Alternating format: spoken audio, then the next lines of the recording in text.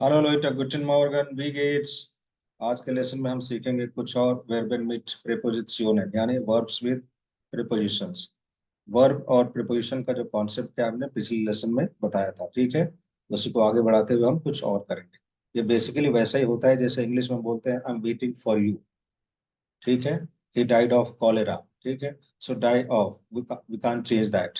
I am waiting for Mohan, so we can't change that for. Okay, I am waiting for, you can't say I am waiting in, I am waiting to. So उसी तरीके से होता है, fine. So help and बाय, help and बाय, अभी जिसकी help and क्या है, it's a dative verb. So help and automatically dative object ले लेगा, लेकिन आप हेल्प एंड बाय का जो मतलब होता है टू हेल्प विद, यानी किसी को किसी काम में मदद कर रहा हूं। मतलब मदद तो आप कर रहे हैं, मगर यहाँ पे आप ये भी मेंशन कर रहे हैं कि किस काम में मदद कर रहे हैं, और जिस काम में मदद कर रहे हैं उसके पहले हम बाय लगाएंगे, ठीक है। फाइन। जैसे एफा हेल्प्ड ihrer मोटर बाइम कोखेन, बाय डेम कोखेन। सो बाय डेम एक साथ मिलके बाइम हो गया। एफा हेल्प्ड ihrer मोटर बाइम कोखेन।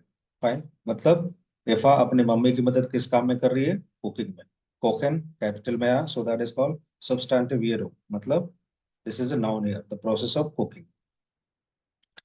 Ich helfe meinem Sohn bei den Hausaufgaben, ठीक है।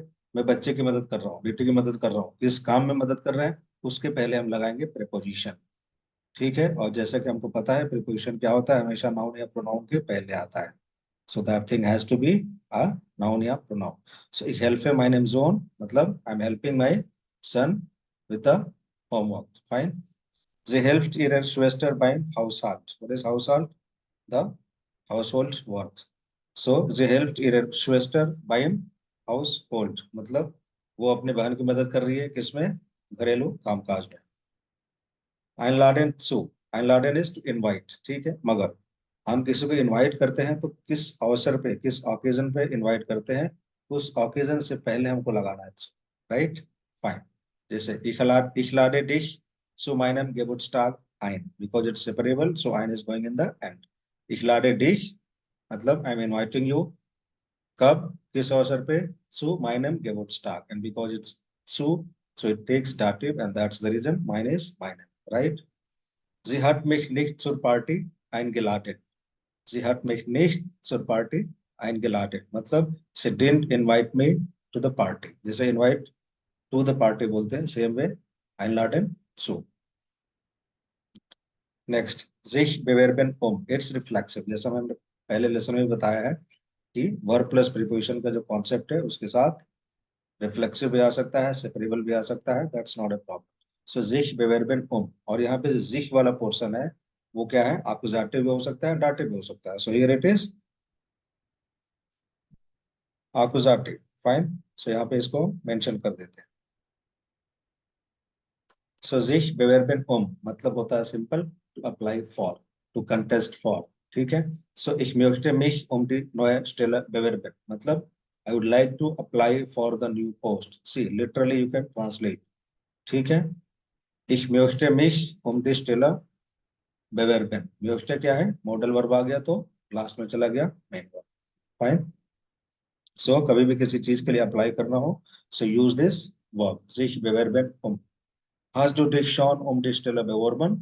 सो परफेक्ट बन गया। Hast du dich schon um die Stelle beworben? Have you already applied for the post? Gratulieren, gratulieren zu, अभी देखिए ग्रेटुलेट हम कब लगाते हैं, ग्रेटुलेट मीन्स टू कांग्रेचुलेट, किसी को बधाई देना, ठीक है। सो बधाई के भी दो मतलब होता है, ये बढ़िया वाला अंतर, ठीक है। सो congratulate, when we congratulate somebody we always use that preposition on. I congratulate you on your success, fine. So ये वही चीज है, यहाँ पे हम सु लगाते हैं। So ich gratuliere Ihnen zum Geburtstag मतलब I congratulate you on your birthday. Ich gratulierte mir zu meinem Erfolg. What is Erfolg? Erfolg is success मतलब उसने मुझे मेरी सफलता पर बधाई दी। He congratulated me on my success. Fine. So जिस अवसर पे आप congratulate कर रहे हैं उस अवसर से पहले ये preposition है, and that's the reason it's the concept of verb plus preposition है, ठीक है। gehören zu, fine. एक तो होता है gehören, वो हमने ऑलरेडी किया हुआ है, फाइन, डाटिव वर्ब्स में। gehören मतलब टू बिलोंग टू, ठीक है, जैसे इफ आई से दिस इज बुख gehört mir, diese Tasche, diese Flasche gehört mir, dieser Fernseher gehört mir, मतलब ये हमारी चीज है, ये टीवी हमारी है। ठीक है, मतलब वो पूरा का पूरा हमारा है और I am the owner of that. But gehören zu में थोड़ा सा उससे फर्क है। मतलब suppose there is a organization, there is an alliance, or there is a group, and you are a member of that. It's not that you fully belong to that. ठीक है, so in that sense we use gehören zu. So that's the fine difference we should know. So Olaf Scholz gehört zur SPD. SPD is what? It's a political party in Germany. And Olaf Scholz, we know, is the Chancellor, Bundeskanzler von Deutschland. So Olaf Scholz gehört zur SPD. What is SPD? Sozialdemokratische Partei Deutschlands. ठीक है, it's a T. So that's the reason it is so close to zur. Now, so when we say Olaf Scholz gehört zur SPD, that means he doesn't fully belong to that. वो कोई चीज नहीं है कि उन SPD का उन पे कब्जा है, मतलब he is a member of that. Okay fine, in that sense. Friedrich Merz gehört zur CDU. What is CDU? It's another political party in Germany. So Christlich Demokratische Union von Deutschland. Fine. So Friedrich Merz is the opposition leader in Germany. So he belongs to that party. Einige Autoren gehören nicht zu diesem Bündnis. What is Bündnis? Association, League, Group. ठीक है, सो einige Autoren gehören nicht zu diesem Bündnis. मतलब some authors, some writers are not, they don't belong to this alliance or league or group. That is, they're not the member of this group. Fine. Now, Streiten um.